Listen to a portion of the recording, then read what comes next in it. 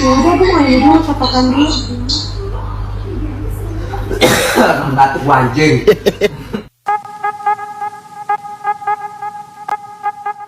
Halo CSSku, bertemu lagi dengan manusia Madesu di Easy Film.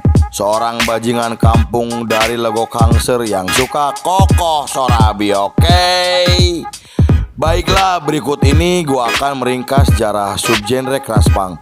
Genre tersebut menjadi cikal bakal untuk subgenre cadas lainnya. Oke CSSku, sebelum kita mulai seperti biasa, kita intro dulu guys. Manakah kita mencari manusia, membotakkan mata, mengosongkan jiwa. Saya kesunyian, tak lagi kau dengar. Inilah saatnya engkau melihatnya. Ikutlah bersamaku, berjalan bersamaku, dengan apa yang membara, dengan asap bermakna. Marilah harapan jadi kenyataan. Marilah harapan jadi kenyataan.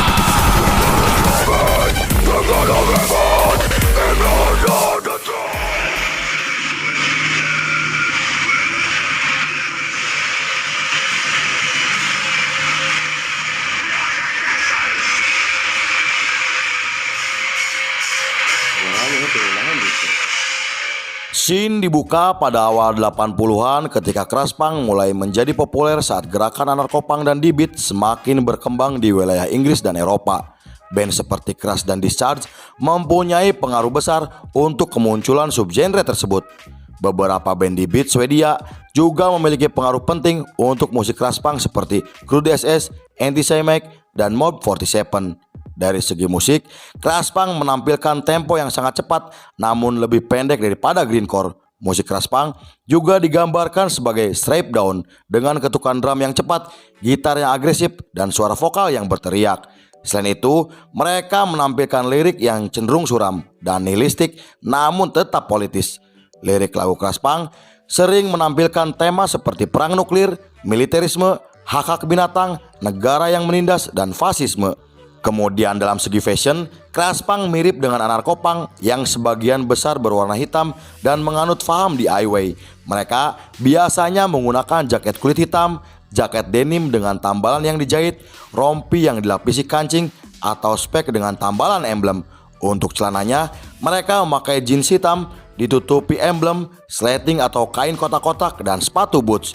Namun ada beberapa thrash punk yang menggunakan tindikan dan rambut gimbal seperti Julian Kilsby dari band punk asal Inggris.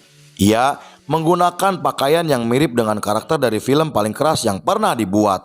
Selain itu, Julian bersama bandnya sering menampilkan lirik yang belak-belakan terhadap politik, memiliki pandangan anarkisme dan anti konsumerisme.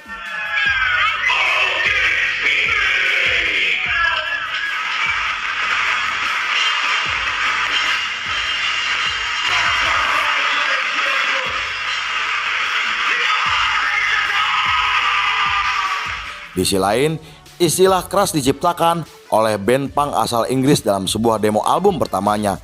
Hingga seorang sejarawan punk menulis dalam bukunya jika album Reaper Crash telah dianggap sebagai album pertama yang menggunakan kata thrash untuk subgenre punk. Hal tersebut menjadi titik awal untuk subgenre thrash punk yang masih digunakan hingga saat ini. Amebik dan Anti-Sage menjadi band pertama yang mempopulerkan thrash punk dengan gaya musik mereka sendiri. Saat itu, mereka menggabungkan musik thrash punk dengan black metal awal seperti Venom dan Hellhammer. Kemudian musik Amebix juga menampilkan pengaruh besar untuk beberapa band post-punk termasuk Joy Division dan Killing Joke. Selain itu, Disorder dan Chaos UK telah dikenal sebagai band memainkan thrash punk dengan fashion mereka yang sangat brutal.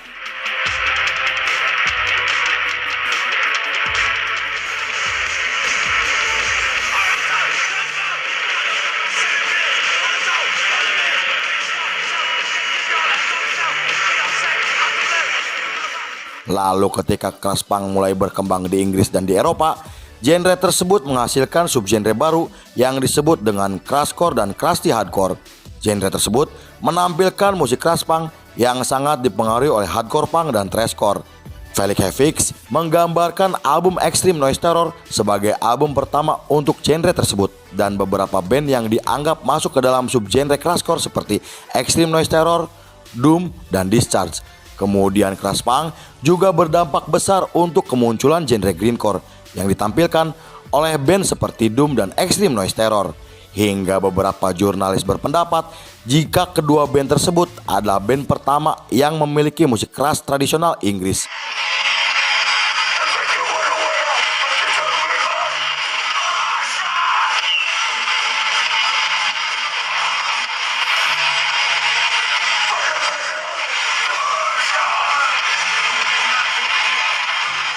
Extreme Noise Terror telah dikaitkan sebagai band yang telah mengembangkan gaya thrashcore menjadi grindcore. Namun Peter Lee, gitaris dari band tersebut, mengatakan jika ia tak tertarik disebut pelopor untuk grindcore karena istilah grindcore adalah istilah bodoh yang diciptakan oleh seorang anak hiperaktif dari West Midlands. Ia juga menegaskan jika bandnya tak ada hubungannya dengan grindcore karena sampai kapanpun bandnya akan selalu menjadi band hardcore punk. Di sisi lain, musik band asal Inggris telah menciptakan subgenre baru yang disebut sebagai standcore. Mereka membawa tampilan yang brutal dengan suara kotor yang mereka buat secara alami. Mereka adalah band anarko-punk yang menggabungkan pengaruh dari musik keras dan metal yang sedang meningkat pada periode tersebut. Vokalis seperti Julian Clisby lalu mengatakan jika ia telah menjadi bagian dari anarko-punk yang telah memotivasinya dalam pandangan politik. Saat itu, ia membuat lagu War is Bad karena ingin menyampaikan pesan untuk banyak orang jika perang adalah tragedi yang mengerikan. Pada pertengahan 80-an, thrash punk muncul di Amerika dari gerakan hardcore di New York yang sedang berkembang saat itu.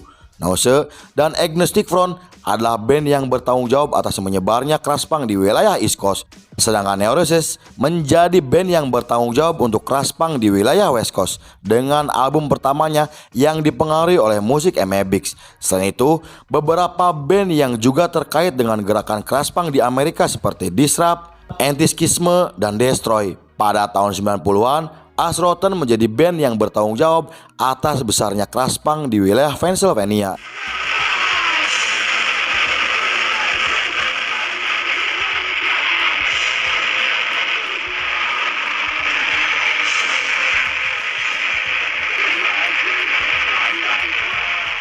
Thrash punk juga berkembang besar di Minneapolis dengan sebuah kolektif yang menjadi titik penting untuk genre tersebut. Profan Existence adalah kolektif anarko-punk yang berbasis di wilayah Minneapolis, dan kolektif tersebut adalah kolektif anarko-punk yang menerbitkan majalah hingga digambarkan sebagai fanzine anarko-punk terbesar di Amerika Utara. Majalah tersebut membahas topik yang sangat luas termasuk veganisme, hewan, hak-hak perempuan dan minoritas, antifasisme, dan gaya hidup punk. Mereka juga merilis dan mendistribusikan musik seperti anarko-punk, thrash punk, grindcore, hingga menerbitkan pamflet dan literatur.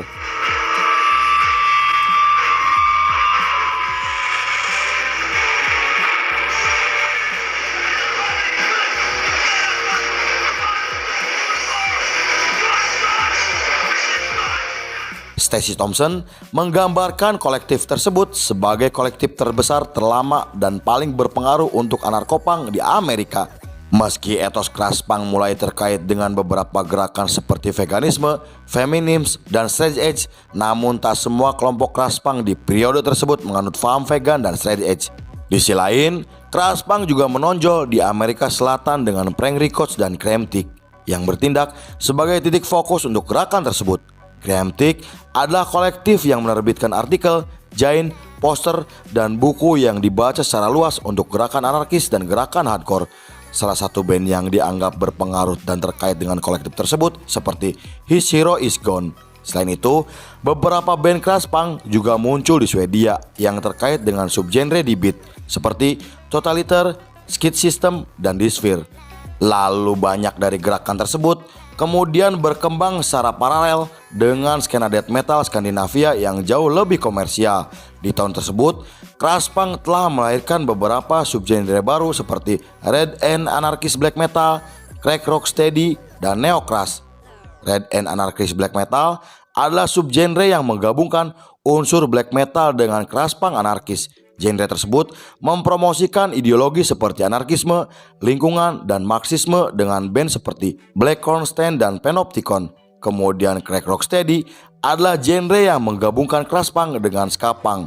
Lalu lirik dari genre tersebut sering berfokus pada tema seperti penggunaan narkoboy, agama, politik, dan isu-isu sosial dengan band seperti Morning Glory dan Cooking Victim.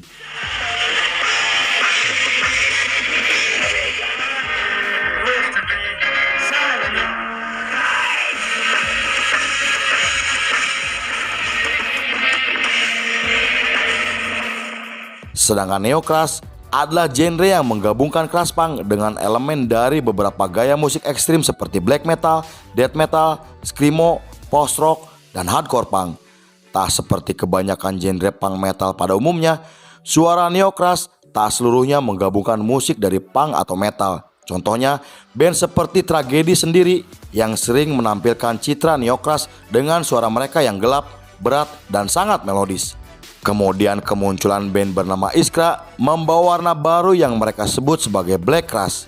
Mereka menampilkan musik thrash punk yang dipengaruhi oleh black metal gelombang kedua. Lalu band Jepang bernama Galhammer juga menggabungkan suara thrash punk dengan musik black metal. Sedangkan band Inggris bernama Fugpig dikaitkan telah menggabungkan beberapa elemen menjadi satu seperti thrash punk, black metal, dan grindcore.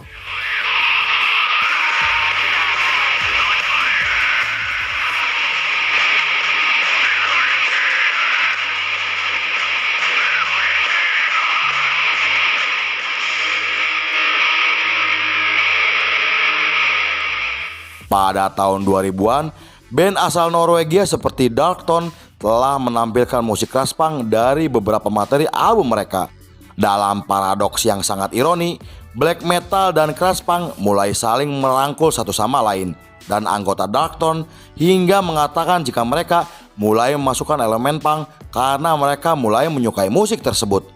Sedangkan album baru dari band thrash punk Skid System, mereka menampilkan musik yang terdengar lebih kepada musik black metal dibandingkan punk. Karena menurut sang vokalis, ia ingin menampilkan musik yang tak pernah dibuat dan tak terpikirkan oleh band thrash punk lainnya. Pada tahun 2017, sebuah majalah Inggris menulis artikel yang mengatakan jika festival musik yang digelar di Ceko telah menjadi ritual musim panas bagi banyak penggemar thrash punk di Eropa. Acara musik yang sudah berlangsung dari tahun 2000 telah menarik banyak thrash punk dari seluruh daratan Eropa dan di seluruh dunia. Lalu film pun selesai.